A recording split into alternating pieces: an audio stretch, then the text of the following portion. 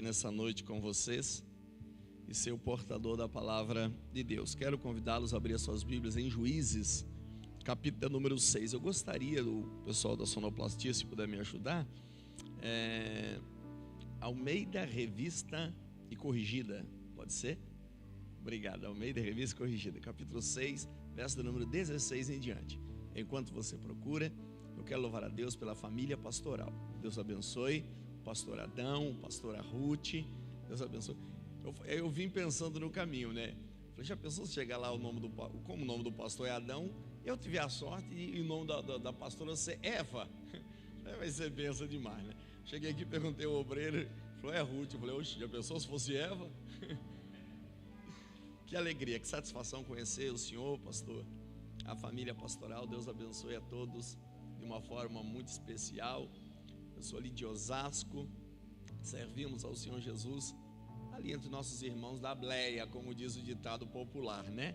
Somos ali no setor 5 do Belém. Eu sou casado com a dona Bruna, que é uma bênção, e eu sou grato a Deus pela vida dela. Ela já tinha um compromisso já, e é por isso ela não pôde estar aqui conosco, tá bom?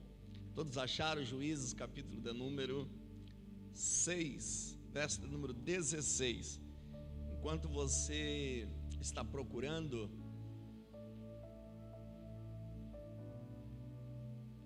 pronto, ajudar na foto, né? Quando a gente não tem uma aparência muito legal, assim, igual do pastor Adão, malha, vai na academia. Quando a gente não tem uma aparência muito legal, tem que dar uma força para as meninas da mídia, né? Paralisar, ficar parado para elas tirar foto, para ver se sai mais bonitinho, né?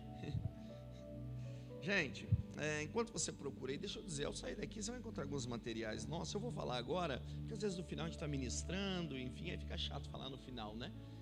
Tem esse livro aqui chamado Casamento a Três, a importância de Jesus ser a base da sua família. Casamento a três. Ah, pastor, eu não estou tendo problema no meu casamento. Leve, irmão, porque isso aqui é exatamente para reparar pequenos pontos, para que não haja mesmo problema. O bom é isso, que você não tem problema no teu casamento. A manutenção é importante. Tem um outro livro ali, é muito bom para as mulheres, Moldada por Deus. É um livro assim, fantástico, que eu tenho certeza que será incrível na vida das mulheres. Tem um livro, Lidere a Sua Mente. Não é da minha autoria, é de um psiquiatra chamado Augusto Cury, que era ateu e se converteu. Eu acho ele incrível, eu amo ler os livros de Augusto Cury e recomendo para você. Quem não consegue liderar o seu próprio eu, ser gestor das suas próprias emoções, liderar lá fora, em qualquer área, é muito difícil.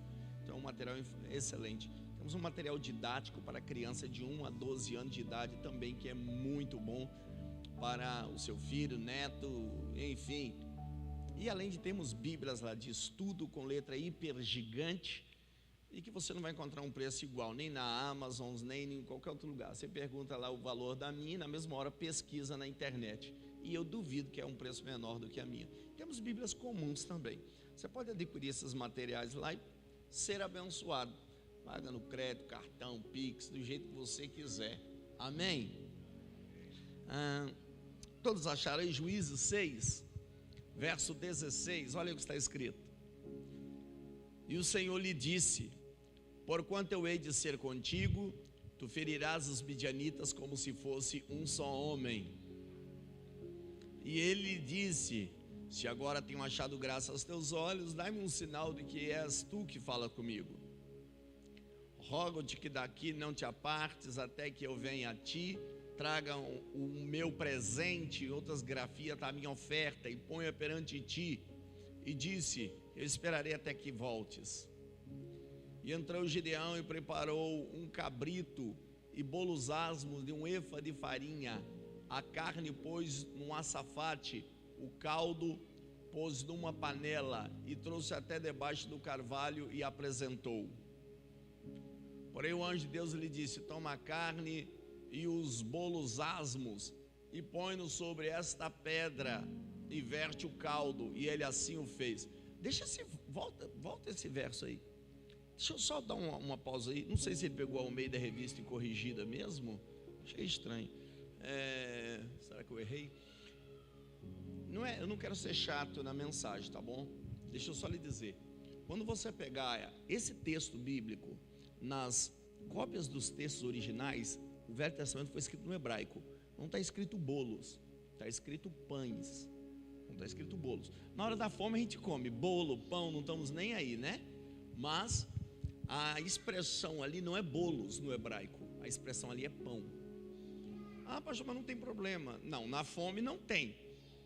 Mas no texto bíblico, o que foi escrito originalmente é pão. Pronto, muito obrigado. Muito obrigado. Pão ázimo, pão sem fermento, tá bom?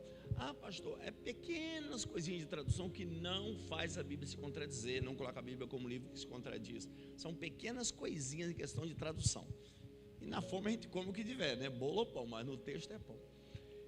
Põe-nos sobre esta pedra e derrama o caldo. E assim ele fez. E o anjo do Senhor estendeu a ponta do cajado que estava na sua mão, tocou a carne e os pães ázimos, ou os pães sem fermento. Então subiu o fogo da pedra, da penha, e consumiu a carne e os pães sem fermento. E o anjo do Senhor desapareceu aos seus olhos. Você diga amém? E diga graças a Deus. Podemos assentar. Irmãos, eu pretendo ser rápido aqui na palavra. O pastor Adão já entregou uma palavra para nós que nos alimentou muito. Que palavra rica, que palavra interessante. Eu anotei já alguns pontos que eu vou pregar na Catedral do Perus, doutor Elias Cardoso, e eu vou levar um pouco dessa mensagem para dentro da minha, porque eu achei muito interessante esses pontos que o senhor colocou aí. Essa pregação, eu quero que você leve para a tua casa isso aqui como lição. Primeiro, trate Deus sempre como prioridade na sua vida. Trate Deus como exclusivo, e Ele te tratará como exclusividade.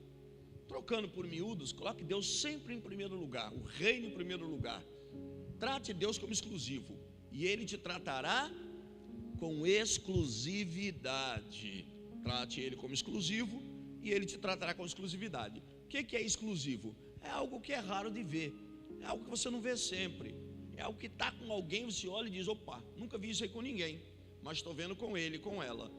Trate Deus como exclusivo, e Ele te tratará com exclusividade. Tem coisa que Ele vai fazer só com você, só com a sua família, só com a sua empresa, só com o seu ministério. Ninguém vai entender nada, é coisa exclusiva entre Deus e você. Primeira lição é essa: trate Deus como exclusivo, e Ele te tratará com exclusividade. Segundo é que a mudança de mentalidade é capaz de mudar qualquer realidade, não importa qual seja ela, no âmbito social, ministerial, financeiro, profissional. Mudança de mentalidade é capaz de mudar toda e qualquer realidade. Terceiro é que cristianismo não é ortodoxia apenas, não é sobre o que eu sei, o que eu conheço, o que eu tenho de informação na cabeça, mas é de ortopraxia, é o que eu pratico, o que eu levo para a prática que me dará os resultados, aquilo que eu faço que me dará os resultados. E o mais importante, que seja sempre o Cristo o centro da tua vida, que Jesus Ele te ilumine e te guie em todo o tempo, que o tempo todo apareça mais Jesus e menos você. Eu sei que nós, como seres humanos falhos que somos, nós aparecemos muito, mas é importante que sempre quem apareça na minha e na tua vida é Jesus Cristo de Nazaré. Isso aqui são pontos que nós vamos observar dentro da mensagem, e que nos levará a uma vida abençoada, uma vida de vitória. Talvez essa pregação não vai servir para todo mundo, talvez vai servir uma ou duas frases só, talvez vai te alimentar por um dia, por uma semana, às vezes por um mês, não sei. Eu sei que essa é uma mensagem profética de Deus para a vida de alguém aqui, e eu quero pregar sobre um tema, a vitória no pão torrado. A vitória no pão torrado, esse será o tema da pregação, a vitória no pão torrado. E quando nós olhamos a história de Gideão, é isso. Nós vamos ver que Gideão não venceu a batalha porque ele tinha 300 homens, porque ele tinha 300 cântaros, porque ele tinha 300 trombetas, porque ele tinha 300 tochas. Ele venceu a batalha por causa de um pão torrado. Fala para o irmão que está do seu lado: foi por causa de um pão. E o pão estava torrado. Digo, foi por isso que ele venceu a batalha, por causa de um pão torrado. Ah, pastor, mas e os 300? Não, 300 é só estratégia de Deus. Quando Deus revela a palavra de vitória, Ele dá uma direção para você do que fazer, o que vier depois é só estratégia. O pão torrado é a revelação de Deus para Gideão. Os 300 É só estratégia. Quando nós pegamos a história de Gideão, o capítulo número 6, o versículo número 1, vai nos informar que Israel, ele está subjugado pelos midianitas, indo para o 7º ano. Quantos anos subjugado? 7 anos. Ele está subjugado pelos midianitas, indo para o 7º ano. Israel vive da agricultura e Israel vive da pecuária. Portanto, o que eles plantam as suas vinhas, seus pés de oliva, o seu trigal, suas tâmaras, as frutas, eles colhem, e o que os animais produzem, a pecuária, as éguas, as vacas, as camelas, as ovelhas, o que vem de recurso na vida da agricultura e da pecuária, eles usam isso para alimento próprio, eles usam isso para comercializar entre as tribos, cada um produzindo certas coisas, e eles usam na rota do comércio de Israel para o Egito e de Israel sentido Mesopotâmia, no crescente fértil. Eles usam como troca, escambo. Eles estão pegando isso que é o dinheiro dele, que é o valor material dele, eles estão trocando entre si. Mas a Bíblia diz que eles estão subjugados pelo inimigo por 7 anos. De maneira que a Bíblia diz que no capítulo do número 6, o verso 3, que midianitas, amalequitas e povos do Oriente vinham constantemente contra os israelitas, roubavam os animais, as crias, roubavam a sua plantação, às vezes apenas pisoteavam com a multidão dos seus camelos, só para humilhar aquele povo. Mas a pergunta que não quer calar é: mas não é o povo de Deus? Não é o povo que tem promessa? Não é o povo que pertence ao Pai? Então por que eles estão passando por isso? Essa é a primeira observação. A segunda observação a ser feita aqui dentro é que no capítulo 6, verso 1, diz que não foram os midianitas que chegaram e tomaram, chegaram e oprimiram, chegaram e fizeram com Israel o que quiseram. Não, a Bíblia diz: Deus entregou Israel na mão dos midianitas. Não é o inimigo fazendo o que quer com o povo de Deus, é Deus que entrega. Agora, o que é que nós entendemos? Aquele que entrega tem poder para trazer de volta. Não, aquele que entrega tem poder para trazer de volta. Tem hora, pastor Adão, nós bem sabemos disso, o senhor sabe muito bem disso. Tem hora que Deus faz com que até os inimigos, até Satanás vira instrumento de uso para que o nome de Deus seja glorificado. Entenda, para que Paulo não se soberbecesse, foi-lhe dado um mensageiro de Satanás para lhes bofetear, por causa da excelência das visões que ele teve, disse ele mesmo escrevendo em 2 Coríntios. Para que Pedro ficasse firme, se convertesse de verdade e ganhasse muitas almas, Jesus disse: Satanás te convidou para cirandar. Às vezes, Deus, para nos levar a um novo nível espiritual, ministerial, para nos levar a um novo nível financeiro, na vida profissional, nos levar a um novo nível na vida familiar, a um próximo passo, Ele permite certas coisas acontecerem nas nossas vidas. Nós aprendemos assim que as nossas lutas são pedagógicas, tem um propósito de melhorar algo em nós, aleluia.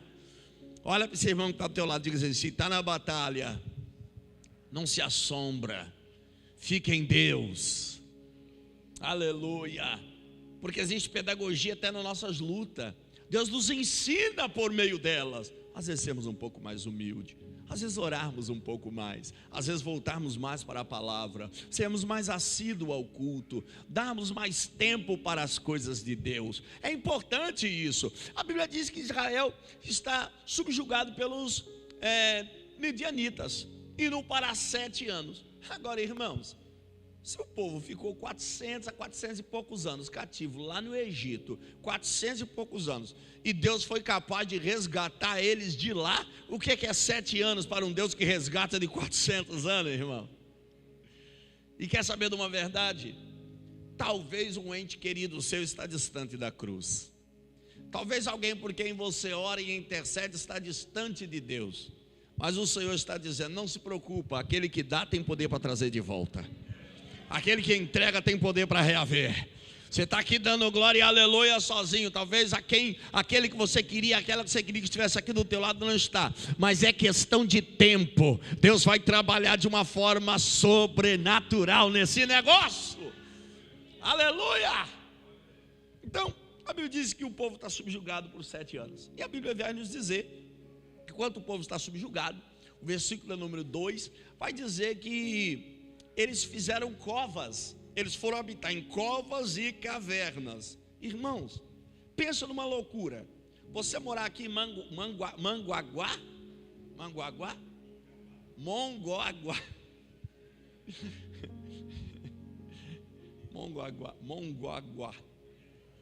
Acertei?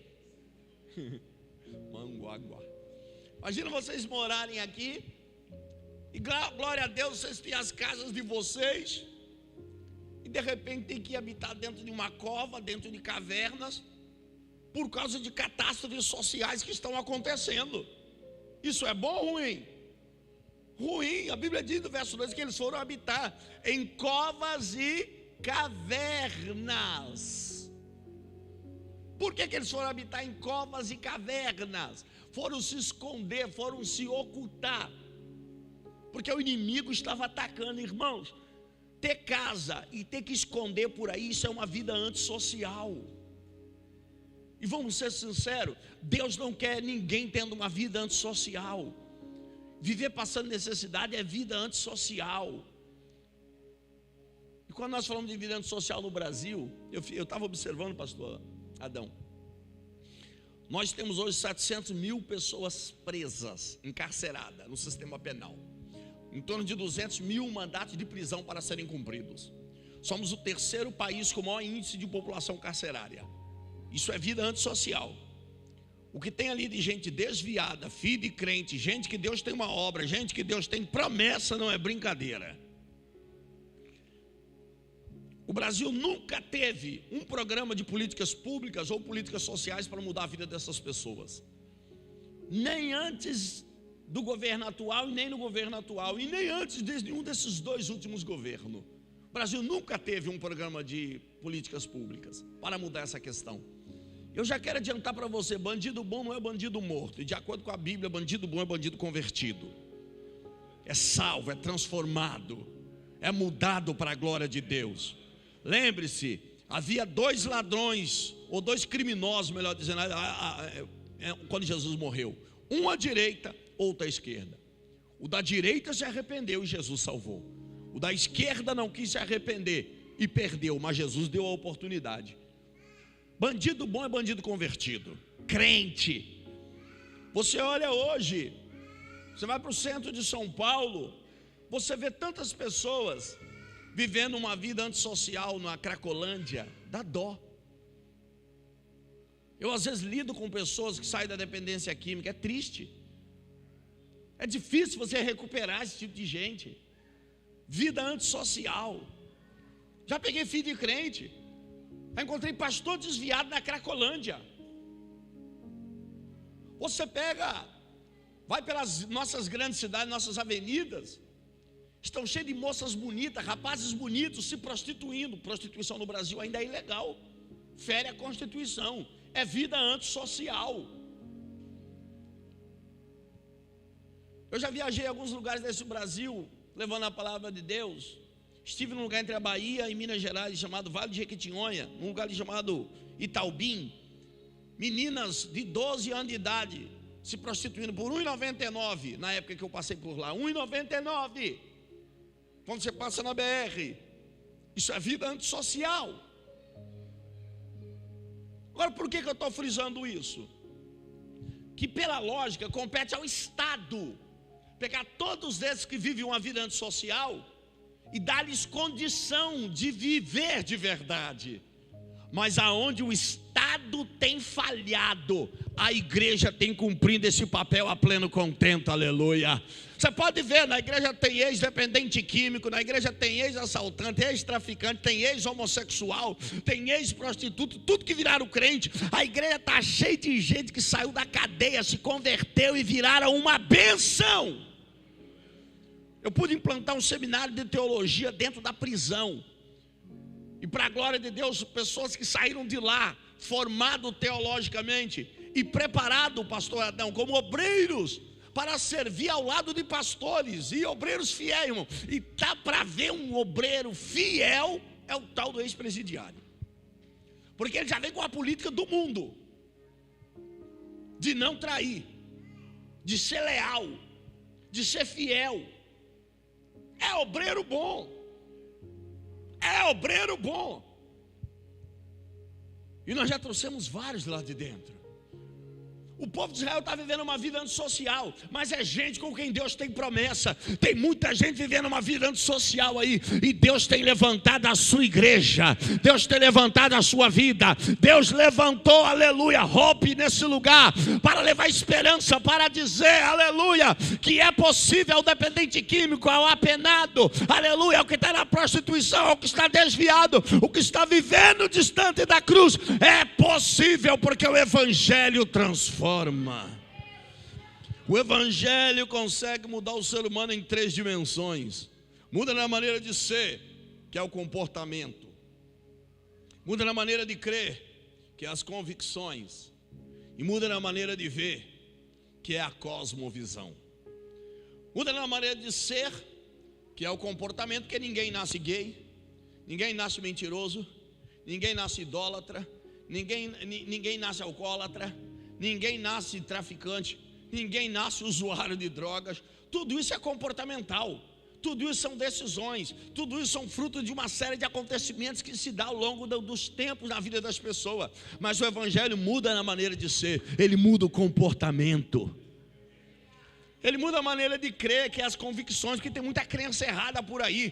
Tem gente que acredita que gato preto dá azar, acredita que 7 pulinhos na onda dá sorte, acredita que vestir branco na virada do ano funciona, acredita que ir de branco para a beira da praia dá certo, acredita que nasceu pobre tem que morrer pobre, acredita que não tem jeito para ele, acredita que tem dedo podre. Tudo isso é crença, mas o Evangelho muda a sua maneira de crer. Ele tira as crenças erradas e coloca a crença certa. Aleluia. É por isso que o teu pastor, teu líder está aqui pregando a palavra, e quando está aqui no altar pregando a tua palavra, ouça, dê crédito, porque é Deus te moldando, te mudando, ainda que te confronte e você não entenda, mas está te mudando para a glória de Deus Pai Todo-Poderoso, mudando a tua maneira de crer. E o Evangelho muda a sua maneira de ver, que é a cosmovisão. A sua visão, ela deixa de ser tacanha. Você para de ver o seu bairro, sua cidade, seu estado, seu país, os 5 continentes habitáveis. Além de ver tudo isso, tu enxerga a eternidade. Tua visão está além da terra. Tua visão está além das coisas materiais. Sua visão está além do que está diante dos nossos olhos. O Evangelho, ele abre a sua cosmovisão. Ele faz você entender o mundo por outra ótica, ver o mundo de outra maneira, aleluia. Faz você enxergar a vida por outro prisma. Aonde há incerteza, aonde há insegurança, aonde há medo, aonde há caos, você olha com fé, você olha com esperança, você olha acreditando que pode acontecer, você olha com expectativa, você olha por cima, porque o Evangelho muda a sua cosmovisão. Um dia perguntaram para mim: pastor, o senhor é de direita ou de esquerda? Falando em questões políticas, e eu não estou pregando sobre política. O senhor é de direita ou de esquerda? Eu falei: irmão, eu sou do céu, eu sou do alto. O Evangelho, ele muda a cosmovisão. Eu sou do alto. Ser de esquerda ou ser de direita, que é posicionamento, eu paro e olho à luz da ética cristã. Na ética cristã, esse tipo de comportamento, de pensar politicamente, fere a Bíblia? Fere a palavra? Fere, pastor. Então eu não sou desse lado. Então eu não comungo com essas ideias. Ah, mas eu nasci assim. Não importa, agora você nasceu de Cristo, você é do reino, você é de Deus. E agora, sendo de Deus, o que a baliza da sua vida não é mais a ética geral desse mundo, é a ética cristã. E a ética cristã, ela não parte da filosofia, ela não parte de conceitos do direito. A ética cristã tem a Bíblia como regra, a Bíblia como base. Então eu olho do ponto de vista da licitude e da conveniência, se é para a glória de Deus, se edifica, edifica, e se está de acordo com a Bíblia, aí eu vou nessa direção, aí eu me posiciono por esse lado. E agora tudo que fere a palavra eu não quero para a minha vida. Aleluia, aleluia, aleluia, aleluia. Então eu falei, gente, não é porque eu voto na direita que necessariamente eu fico ali escravo, não. Eu vou por princípios.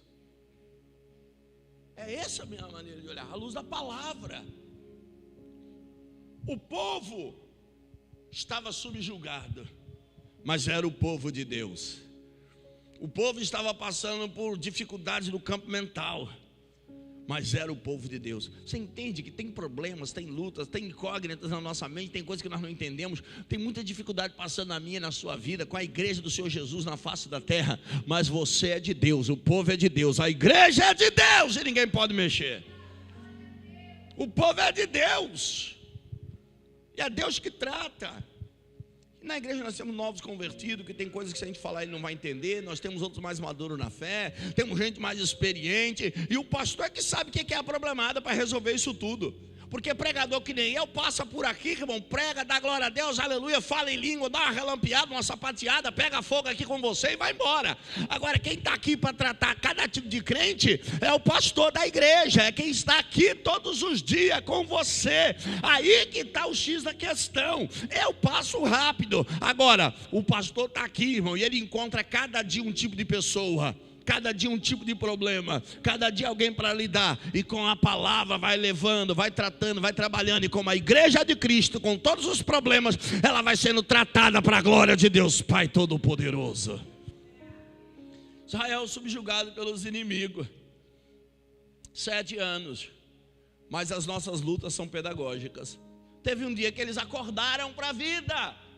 Capítulo de número 6, o versículo de número 7, diz que um belo dia eles acordaram e decidiram invocar o nome do Senhor, decidiram orar, decidiram clamar ao Senhor. E a Bíblia diz que quando eles invocaram o nome do Senhor, quando eles clamaram ao Senhor por causa das suas adversidades, o verso 8 diz, o verso 8 em diante, que Deus, o Senhor, levantou um profeta para falar com o povo. O profeta diagnosticou o problema, expôs qual era a situação, convidou todo mundo a um solilóquio, a olhar para dentro de si, convidou todo mundo a uma reflexão, uma introspecção, deu a direção para o povo.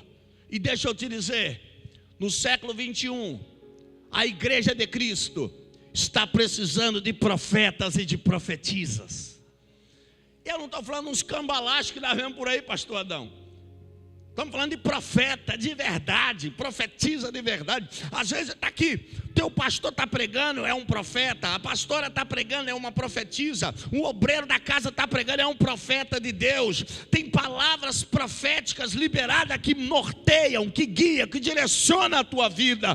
Mas num culto como esse, Deus também pode te encher tanto com o Espírito Santo, dar-lhe dons de visão, de revelação, dons de profecia, dom para curar, dom de operar maravilhas, e tudo para a edificação do corpo, para a edificação da igreja e para a glória de Deus. Quando que eu sei que o profeta é do Senhor? Quando o que ele fala cumpre, primeiro. Segundo, quando ele não quer ser o centro, ele quer para ver a edificação da igreja, o crescimento da igreja, a obra expandindo, aleluia. Deus levanta o profeta. Levantou quando? Quando o povo orou. Observa que o povo está sofrendo dentro das cavernas, mas eles oraram. Quando eles oraram, lá fora Deus levantou o resultado. Lá fora Deus fez o milagre. Lá fora Deus abençoa. Você está entendendo que enquanto você está aqui buscando, adorando, clamando, lá fora Deus já está trabalhando? Você entende que enquanto você está aqui dentro, orando, buscando, lá fora Deus está movendo as mãos pela sua vida? Quem crê glorifica o Senhor, aleluia. Enquanto você está aqui, Deus está fazendo lá fora. Enquanto você está aqui, Deus está trabalhando lá fora. Enquanto você está aqui, Deus está movendo as mãos dele a teu respeito, aleluia. Que é isso, oh glória. povo clamou dentro das cavernas, Deus respondeu lá fora. A maioria das coisas que nós não temos porque nós não oramos. Porque se orarmos, Deus... Tá. Dá uma futucadinha nesse irmão que está do teu lado. Diga assim: o segredo ainda é a oração. Futuca ele, futuca. Sim, fala: o segredo é a oração. 7 anos sofrendo, bastou orar. O que aconteceu? Deus ouviu, Deus respondeu. Está vendo que tem coisa que funciona? É só nós orarmos. Eles oraram. É engraçado que dentro desse texto, Gideão não era um herói. Gideão não era o protagonista principal, não era o grande cara, o vulto, não. Gideão era mais um sofrendo, passando dificuldade, tendo lutas na vida. Gideão era mais um. Você não vai ver um texto bíblico que diz que Gideão, antes desse capítulo aqui, Gideão escapou com a sua colheita, deu certo na vida, funcionou, foi abençoado. Não.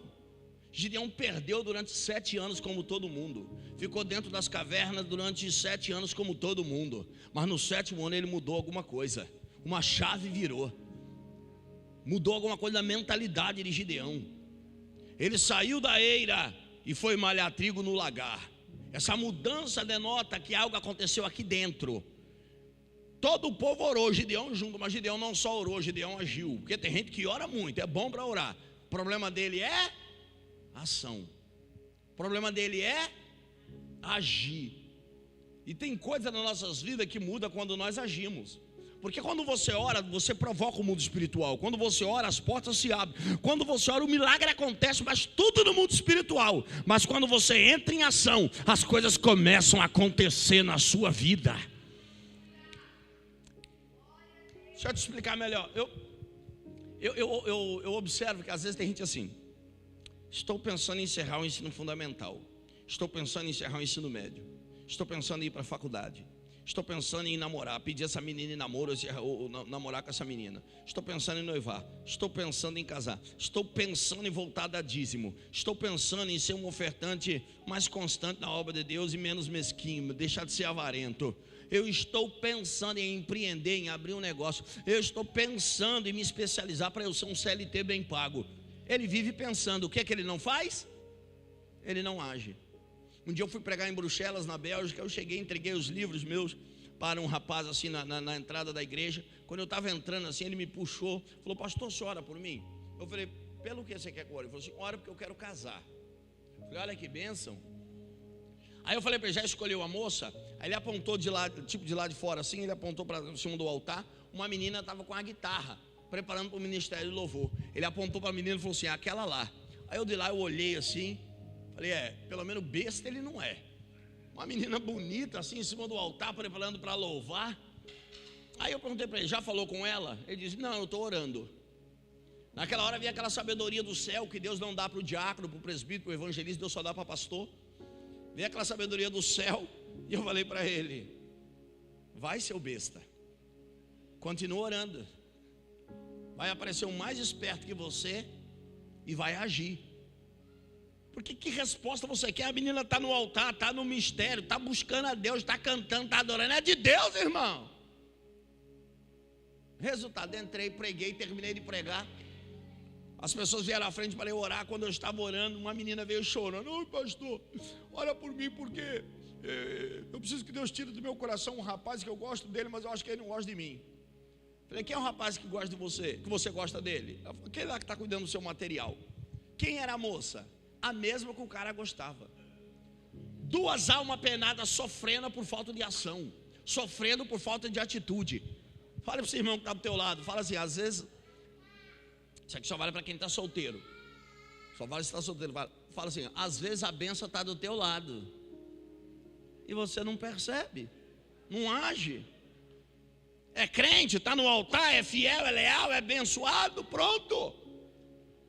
Chamei, falei: menino, larga isso aí, venha cá. Aí ele veio. Eles acharam que eu ia orar mais. Falei: estenda as mãos os dois. Quando eles estenderam achando que eu ia orar, eu coloquei a mão em cima e falei assim: vocês não têm coragem de agir? Eu tenho. A partir de agora eu declaro vocês namorando em nome de Jesus. Um ano depois eu volto em Bruxelas. Quem é que estava casado? Eles. Ganhei um terno lindo, um sapato da Poor Hand, voltei chique para o Brasil. Eu falei, tá vendo como que é bom agir? Tem gente, irmão, que a vida financeira não muda porque não dá dízimo, já pensou em dar, não dá dízimo, não dá oferta, não conclui o ensino médio, não faz mais um curso para ser um CLT bem pago, ele não vai lá fazer uma faculdade, ele não pede namoro, não noiva, não casa, não decide mudar, mas quando você age, a vida muda, quando você age, a tua história muda. Ele saiu da eira e foi malhar trigo no lagar, e quando ele saiu da eira e foi malhar trigo no lagar, a Bíblia diz que o próprio Deus entrou em cena e disse: o Senhor é contigo, varão valoroso. Porque quando você ora, Deus levanta profetas e profetizas, mas quando você age, o próprio Deus entra em cena e diz: eu sou contigo. E ter Deus conosco não tem coisa melhor. Ele falou: se o Senhor é comigo, deixa que eu repare veredas antigas. Se o Senhor é comigo, deixa que eu reveja meus passos, meus caminhos, o que eu fiz, como pensei. Deixa que eu vá em casa, pega uma oferta e coloque no teu altar. Deus disse: eu esperarei até que tu retornes. O texto que nós lemos. E ele foi, pegou carne crua e pão cru, era o dinheiro da época, eles viviam da agricultura e da pecuária, e ele pegou pão cru e carne cru, e colocou em cima de um altar de pedra. Quando ele colocou, o ser que estava ali, estava vestido, estava na forma humana, com um cajado na mão, tocou no altar, e quando aquele ser que ali é o próprio Deus, tocou no altar, a Bíblia diz, subiu o fogo da rocha. Era para você falar em línguas. Por que era para você falar em línguas? Porque você nunca viu na Bíblia, como está no verso 21, você nunca viu na Bíblia fogo provocado por Deus subir. Na Bíblia, toda vez que você viu fogo provocado por Deus, ele desceu. Subiu, você nunca viu, a não ser nesse texto. Elias montou um sacrifício parecido em 1 Reis 17, colocou os animais em cima do altar. A Bíblia diz que caiu o fogo do céu, desceu. Elias está em cima do monte, um rei mandou um capitão com 50 soldados buscar ele à força. O capitão lá disse: olha, o rei mandou vir te buscar. Ele falou: se eu sou homem de Deus, caia fogo do céu e vos consume. O fogo desceu por 2 vezes, consumindo os capitães com seus soldados. Jesus, quando foi entrar em Samaria pela primeira vez, foi rejeitado. Tiago e João disse: quer que a gente ore para cair fogo do céu e matar todo mundo? Jesus falou: calma, não sabeis de que espírito sois? De sorte que toda vez que fogo é provocado por Deus na Bíblia, ele desce. Mas para Gideão ele não desceu. Para Gideão ele... Porque quando eu trato Deus como exclusivo, ele me trata com exclusividade. Tem coisa que ele só faz comigo. Tem coisa que ele só faz para mim. Tem coisa que ele não faz para mais ninguém. Salvar, Deus quer salvar todo mundo. Amar, Deus ama todo mundo. Mas tem coisa que ele só faz com a sua empresa. Tem coisa que ele só faz com o seu ministério. Tem coisa que ele só faz com a sua família. Tem coisa que ele só faz com os seus negócios. Tem coisa que ele só faz com a tua vida. E ninguém vai entender. E não é para entender, é só para saber que quando eu trato Deus como exclusivo, ele me trata com exclusividade. Maná descer do céu, ninguém mais comeu, só Israel. Porque tem coisa que é exclusiva quando eu trato Deus como exclusividade. Deixa eu me preparar para encerrar essa mensagem. Escute. Gideão colocou pão cru e carne crua no altar. A Bíblia diz: subiu o fogo da rocha. E eu sei, você sabe, que massa crua, se o fogo lhe é ateado, o primeiro estágio é assar. O segundo estágio é torrar. Quem já comeu pão torradinho aqui? Pão torrado, alguém já comeu? O segundo estágio é torrar. Lembra do tema da pregação? A vitória no pão torrado. O pão torrado nós achamos, tem que achar a vitória. Mas peraí, vamos lá. Mas se o fogo continuar, e o fogo é divino, se é divino é eterno. Se o fogo continua, além de torrar, ele faz o quê? Queima. E se continua, desintegra. Por quê? E tudo aquilo que desintegra, a tendência é cair no chão e ser levado pelo vento, sim ou não? Não é isso que acontece com cinza? Por que que o fogo subiu?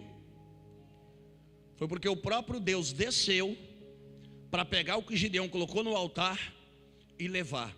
Porque tudo que eu coloco no altar sobe. Você não pegou. Tudo que eu coloco no altar sobe. Sua família está no altar? Seus filhos estão no altar? Sua vida, seu ministério está no altar? Sua empresa está no altar? Sua carteira de trabalho está no altar? Seus diplomas, seu currículo está no altar? Tudo que eu coloco no altar sobe. Pastor, e aí? E aí que tudo que sobe, Deus inventou umas leis que foram alguns cientistas descobrindo através dos séculos. Isaac Newton descobriu 3 leis. Uma delas é de que tudo que sobe, desce. Tudo que eu coloco no altar sobe, mas tudo que sobe uma hora volta. E volta como resposta, volta como milagre, volta como bênção, volta como resposta da minha necessidade. Fala para esse irmão que está do teu lado, qual a sua maior necessidade hoje?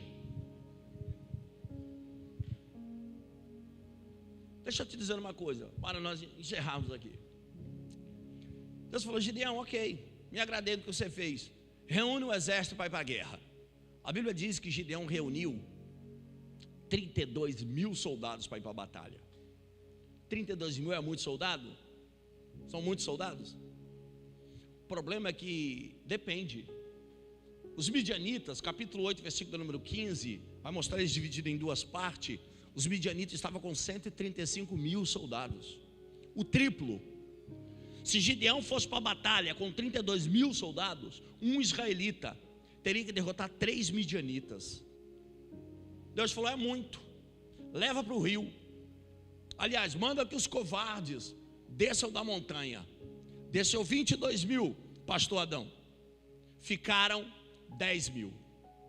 Se Gideão fosse para a batalha com 10 mil soldados, um soldado israelita teria que derrotar 13 a 14 midianitas. Deus disse: é muito. O povo pode se gloriar, pode dizer: o meu braço me deu vitória.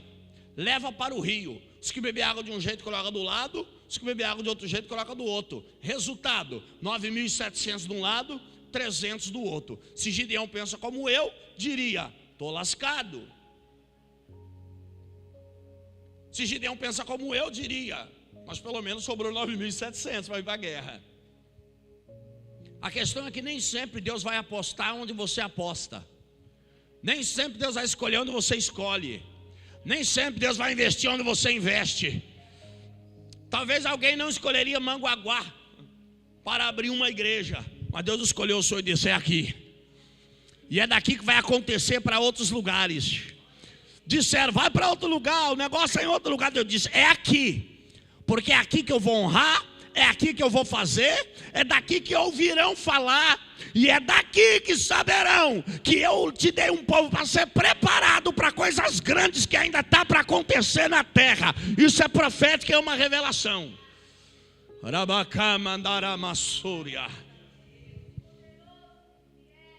Nem sempre, irmãos, vão apostar onde você aposta. Você acha que Deus apostaria no Márcio se olhasse para mim quem eu era lá atrás, para o pastor Adão quem era antes da cruz, para você em quem você era antes da cruz? Não, irmão, Deus não aposta com base no que você é, Ele aposta com base no que Ele é. Ele diz: pega os 300 e vai para a guerra. Problema, que quando falou vai com os 300, Gideão, que era antes chamado de valente, ficou com medo. Capítulo 7, verso 10. Gideão ficou morrendo de medo. Aí Deus disse: se ainda temes, se está com medo, pega teu moço Purá e vai para dentro do arraial dos midianitas. Por que para dentro do arraial dos midianitas, irmãos? Porque lá no meio do inimigo, na boca do inimigo, Deus ia revelar a vitória.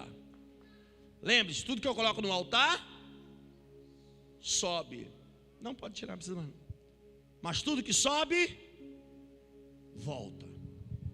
E eu vou fechar aqui a mensagem. Gideão foi para dentro do arraial dos inimigos. Irmãos, se com 300 um israelita se fosse para a batalha, cada um israelita teria que derrotar 450 soldados midianitas. Tem luta que é absurda. Tem luta que você olha e não tem jeito. Derrotar 450? Não dá. Tem luta que você passa que é absurda, que a vontade é jogar o tapete, é jogar a toalha, é desistir. Deus vai para dentro do arraial do inimigo. Agora divide 135 mil para 2. Gideão foi, era noite. Ele foi sorrateiramente. Não tinha essas lâmpadas como hoje. Então só a lua, aquela luz mais fraca, reflexo do sol. Na escuridão ele foi entrando no arraial. 135 mil soldados dormindo, só as guaritas atentas, os guaritas, as sentinelas. De repente, um soldado teve um sonho, acordou do sonho e correu para contar para o outro amigo, o guarita. Quando ele foi contar o sonho, qual é o sonho que o inimigo sonhou? E Gideão escutou, porque às vezes Deus faz o inimigo sonhar para realizar o seu sonho. Deus às vezes faz o inimigo sonhar para realizar o seu sonho. Faraó sonhou para José sair do trono e ter o sonho dele realizado. Às vezes Deus faz ímpio sonhar, faz gente que não conhece a Deus sonhar, só para realizar o seu sonho. O Ministério do Louvor pode se preparar. O cara foi contar um sonho, e o sonho dele era pentecostal, porque o sonho dele veio girando.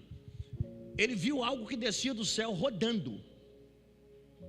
Capítulo 7, verso 13 e 14, está escrito assim: e chegando, pois, Gideão, eis que estava contando um homem ao seu companheiro um sonho, e dizia: eis que tive um sonho, e eis que um pão de cevada torrado rodava pelo arraial dos midianitas, e chegava até a tenda e a feriu, e ela caiu, e a transtornou de cima para baixo, e ela ficou caída. E respondeu o seu companheiro e disse: não é isso outra coisa, senão a espada de Gideão, filho de Joás, varão israelita. Deus tem dado na sua mão aos midianitas e todo esse arraial. Entende isso aqui? Se você continuar observando o texto, os 300 nem tinha sido colocado 100 de um lado, 100 do lado, 100 do outro, com cantos, trombeta e tocha, não tinha sido colocado. Os 300 só são colocados depois do sonho revelado. E o sonho foi revelado, e o que o sonho revelava? Que havia uma vitória de Israel sobre os midianitas, e eles interpretaram a visão de um pão torrado que descia como sendo Gideão.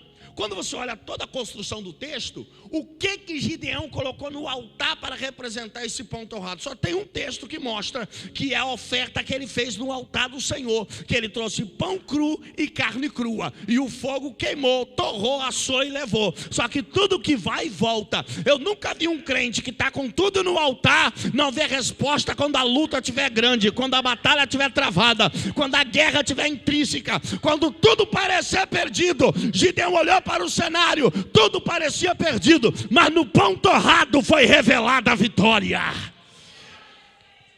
João 6, Jesus disse: eu sou o pão vivo que desceu do céu.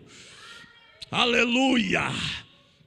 Deixa eu te dizer uma coisa: Jesus é o centro da minha vida, é o centro da tua vida. Se em todo tempo Ele aparecer na tua vida, se você colocar Ele na frente de tudo, se você deixar Jesus governar a tua vida, Ele, o nosso pão, aleluia, Ele vai assegurar milagres na tua família, no teu casamento, nas tuas finanças, na tua saúde, no teu ministério.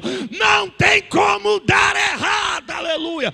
2025 vai ser extraordinário, 2025 vai ser disruptivo, porque Jesus, o pão torrado, aleluia, Jesus, o pão que desceu do céu, Ele vai te dar vitória. Se coloca de pé, eu quero orar por você. Se você quiser sair do seu lugar e vir aqui na frente, eu quero orar pela tua vida. Moça, olha para mim. Vem aqui na frente, por favor. Deixa eu te dizer uma coisa. Levanta as tuas mãos. Eu via, era como se você estivesse passando um processo, e dentro do processo que você estava passando, eu via você olhando assim para um lado, para o outro, e eu via uma incógnita, como se fosse uma indagação em cima da tua cabeça. Você questionando por causa de uma situação que tu passava. E o Espírito de Deus me falou de duas coisas assim na sua vida. Primeiro, ele manda te dizer: até nas perdas existe vitória. Até nas perdas existe bênção. Até nas perdas existe provisão e socorro. Até nas perdas eu me manifesto e ensino. Dentro dos processos de perda eu trabalho na tua vida. Primeira coisa. Segunda coisa, eu olhava e eu via você com uma veste, sabe, de formatura, uma veste de formatura. Eu via assim, como se você tivesse com uma veste de formatura, com um canudo nas mãos, e você jogava um capelo para o alto. Eu falava: Deus, o que é isso? Eu disse: continua olhando. Eu via como que se desenrolava na tua frente o diploma, e de dentro subia uma cifra, subia um cifrão, sabe, um cifrão. Eu falava: Deus, o que é isso? Deus diz assim: fala para ela que de dentro do preparo, de dentro da capacitação, eu vou fazer vir recurso para a vida dela. Eu vou abençoar e meu nome vai ser glorificado. A tua história ainda vai ter momentos muito felizes, e a tua história vai contar triunfos ainda que está para acontecer na tua vida, que ninguém vai entender nada, mas saberão que quando você decidiu colocar tudo no altar, o altar está dizendo: eu vou cuidar de você, vou cuidar da tua história, vou cuidar do teu futuro, e meu nome vai ser glorificado na sua vida. Aleluia. Daramaya Sébia Darazacomia Sérgia. Eu quero orar por você. Se você quiser sair do seu lugar e vir na frente, eu quero orar pela sua vida. Eu quero orar pela sua história. Eu quero orar por você. Se você quer receber essa oração, eu quero orar pela tua vida. Eu quero orar pela tua história. Eu quero orar por você. Alaba Ramachora Makamadara Masubia. Ei, moça.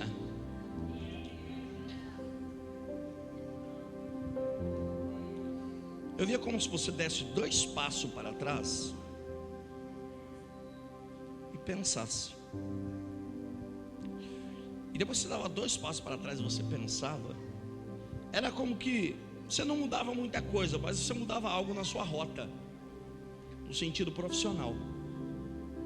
Eu vi uma mudança de rota dentro desse sentido profissional. Você dava 2 passos atrás, você pensava, e você tomava uma decisão e saía, agia.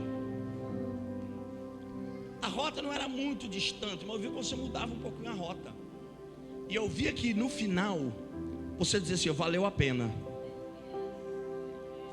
Deus manda dizer assim: o medo que às vezes te trava e te paralisa é o medo que impede você de entrar no cenário para viver uma vida diferente e extraordinária. Vá com medo, porque a coragem te encontra no caminho. Mas não se esqueça nunca do altar. Não se esqueça nunca do altar, diz o Senhor. Não se esqueça do altar. Creia quem quiser o que eu vou dizer, mas há uma graça que desce aqui desse. O Espírito de Deus está me dizendo aqui: o nervo ciático e a perna esquerda, não é a perna direita. Nervo ciático e perna esquerda. Eu vejo assim um repuxão na perna esquerda. E o Senhor Deus me disse assim: eu estou liberando uma unção de cura para o nervo ciático. Está afetando a perna esquerda. Isso tem subido nessa região aqui da tua lombar, e a coisa está ficando cada vez mais complicada. Mas Jesus disse que é a noite do seu milagre.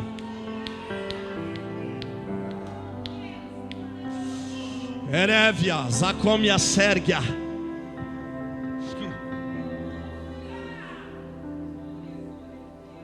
Que isso, Jesus.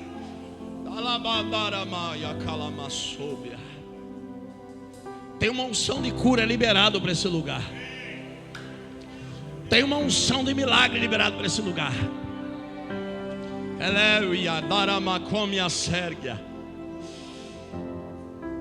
Porquanto diz assim o Senhor para esta igreja: Esforçai-vos e não desfaleçam as vossas mãos. Ocupai-vos daquilo que é meu, e eu me ocuparei e cuidarei daquilo que é vosso. Porque andais tão ansiosos, solícitos, preocupados? Porventura eu não sou o Deus do impossível, o Todo-Poderoso? Voltai-vos totalmente para mim. Ocupai-vos do que é meu, porque eu cuido dos detalhes da tua vida e da tua história. Eis que trago um tempo novo para esse lugar, um tempo de avivamento. Eu estou levantando vasos, estou levantando pessoas que chegaram feridas,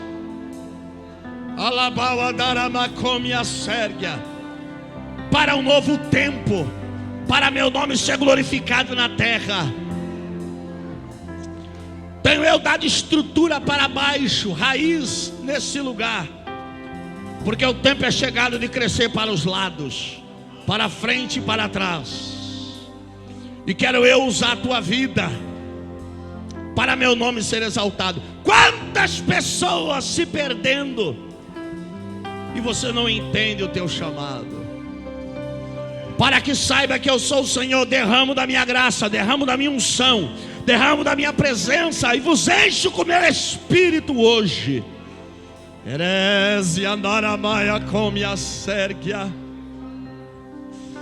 Prepare para ver um trabalhar das minhas mãos. E quando eu organizo tudo, e como eu organizo nos mínimos detalhes, e coloco no lugar o que está fora, diz o Senhor dos Exércitos. Xarabacamassória, Eleviadaramacomiá Sérgia. Recebe saúde nos teus ossos, recebe saúde nos teus nervos, recebe saúde na tua lombar, recebe saúde no teu corpo, recebe saúde na tua vida. Seja curada agora de todas as dores que te incomodam. Toda dor sai. Minha camassória.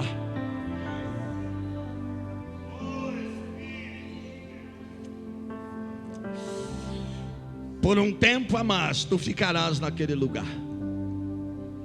Por um tempo a mais a tua vida profissional vai de um jeito, mas te prepara, porque o projeto que você colocou e que nasceu no teu coração, ainda que não tem tu olhando como financiar esse projeto, eu vi um cofre que se abria na tua frente, eu vi os teus neurônios queimando, eu via Deus provendo, e Deus dizendo assim, ó, eu vou financiar os teus projetos, e tu vai crescer muito, meu nome vai ser glorificado. Tem um negócio contigo do ministério, na obra, mas tem um negócio contigo no empreendedorismo. Por isso, às vezes há um tempo determinado para o CLT, há um tempo determinado para trabalhar para alguém, para chegar o tempo de você produzir algo maior para você, que Deus vai te dar. As mãos de Deus estão aqui fazendo milagre nesse lugar. Você crê nisso? Deus está trabalhando dentro da tua casa, na tua família.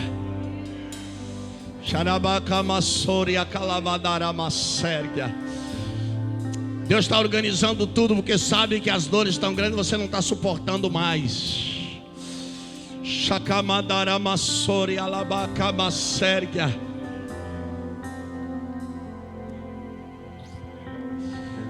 Deus tem protegido, Deus tem guardado a tua vida, homem. Deus tem livrado a tua alma por causa do plano, por causa do propósito, por causa do projeto. Tem coisas sobre o reino, sobre Deus, sobre a casa, sobre a palavra que tu não entendes agora muito bem. Mas apenas fique nesse lugar e fica ligado, porque eu estou tratando com você. Mas eu vou te levantar com muita autoridade, com muito poder. Eu já te guardei da labacama séria, já te livrei, por causa da obra que eu tenho contigo na terra. Arabacama séria. Prepara, porque eu estou trazendo as bênçãos. E eu estou remindo o tempo na tua vida. O que estava planejado para um determinado tempo, eu trago para antes. E faço o meu nome glorificado. Recebe aqui o teu milagre, porque Deus está mudando teu cativeiro. Ele está te abençoando e te dando vitória nesse lugar. Deixa eu orar pela tua vida. Meu tempo foi. Elevia, Erazacome, a Sérgia. Pastor Adão, era engraçado que enquanto eu estava pregando o tempo todo, eu via um número 7. E o Espírito de Deus me falou assim, não apenas em Manguaguá, mas nessa região, as regiões ao redores. Eu via 7 nomes grandes, de líderes. E Deus me falou assim, diga para ele que eu incluí ele, porque ele entendeu o propósito do meu reino. Deus vai começar a fazer umas coisas meio estranhas com a sua vida e com o seu ministério, que vai começar a fugir da compreensão humana. Mas é porque é o tempo da promessa. Acharam que o Senhor ia ficar pelo caminho, acharam que não ia concretizar o plano, o propósito e as promessas. Chegaram a duvidar. Mas diz o Senhor dos Exércitos, eu te chamei, eu coloquei o projeto na tua cabeça, e eu estou fazendo algo a teu respeito, a teu favor, que eu vou incluir teu nome no meio de 7. E meu nome vai ser glorificado diante do que eu estou para fazer. Eu não sei porquê, mas eu olhava para o Senhor, e eu via dentro da história do tempo, eu via Deus decidindo reparar uma injustiça. Deus me disse assim, fala para ele que eu vou reparar uma injustiça e vou glorificar o meu nome no que eu vou te entregar e no que eu vou fazer.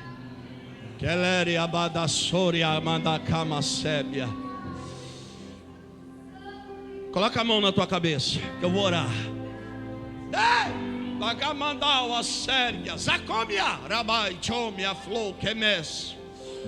Que isso, Jesus? Eu vejo como um vaso de ouro, um jarro de ouro. E eu via como se tivesse uma mão segurando, mas eu não via a mão, era como se ela fosse invisível. E eu via esse jarro de ouro assim, que derramava um azeite quente na cabeça de algumas pessoas. Eu via esse jarro de ouro e deitava um azeite sobre a cabeça de algumas pessoas.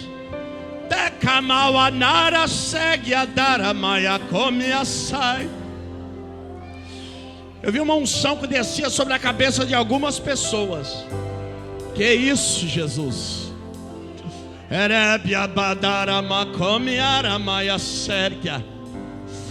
Eu vi um óleo que descia sobre a cabeça de algumas pessoas. Eu vejo Deus levantando alguém com muita autoridade, com muita graça, com muita ousadia.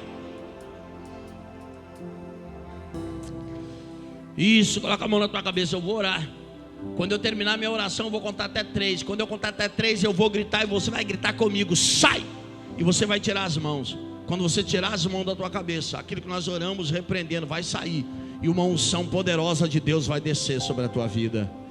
Uma unção dos céus vai descer na tua vida. E você só vai adorar, vai dar glória. E o louvor vai adorar, vai entrar adorando. E você só vai adorar, porque uma unção tremenda vai vir sobre você. Você vai sentir o teu corpo leve e pronto para receber essa unção. Porque tudo aquilo que está contra você vai sair nessa oração. Pai, em nome de Jesus, fecha teus olhos. Pai, em nome de Jesus, eu oro repreendendo agora na vida desta pessoa todo mal. Jesus, tem pessoas que entraram aqui enfermas, doentes, e evangelho é poder de Deus. Eu sei que nem sempre o Senhor cura todo mundo, mas eu já vi o Senhor curar muita gente por onde eu passei. Jesus, para teu nome ser glorificado, estenda as tuas mãos sobre esse lugar. Toda enfermidade que estiver alojada na pele, no sangue, nos ossos e nos órgãos do corpo, enfermidades que está paralisando a vida desta pessoa, eu ordeno agora toda doença que está no corpo dessa pessoa, vem para fora. Agora, você espírito que está colocando doença, se manifesta em nome de Jesus. toda obra de macumbaria, bruxaria, feitiçaria, reza braba, oração contrária, toda maldição, toda enfermidade na pele, no sangue, nos ossos, reumatismo, leucemia, mioma, câncer, artrite, tendinite, bursite, mal de Lé, problema na audição, na visão, no miocárdio, agora, enfermidade no ouvido, nas partes lacrimais, diabetes tipo 1, tipo 2, enfermidades desapareçam agora.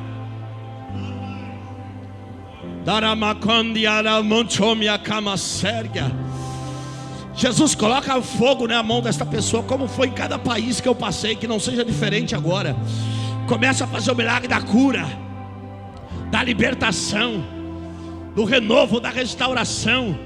Eu oro abençoando a vida financeira, a vida familiar, a vida sentimental, a vida profissional, tudo que está travando a vida desta pessoa, na vida espiritual. Eu conto em nome de Jesus, é um, e todo mal vai desaparecer agora. Em nome de Jesus eu conto 2. Prepara para tirar as mãos e para sair daqui abençoado até o tutano. Em nome de Jesus eu conto 3. Tira a mão e grita: sai!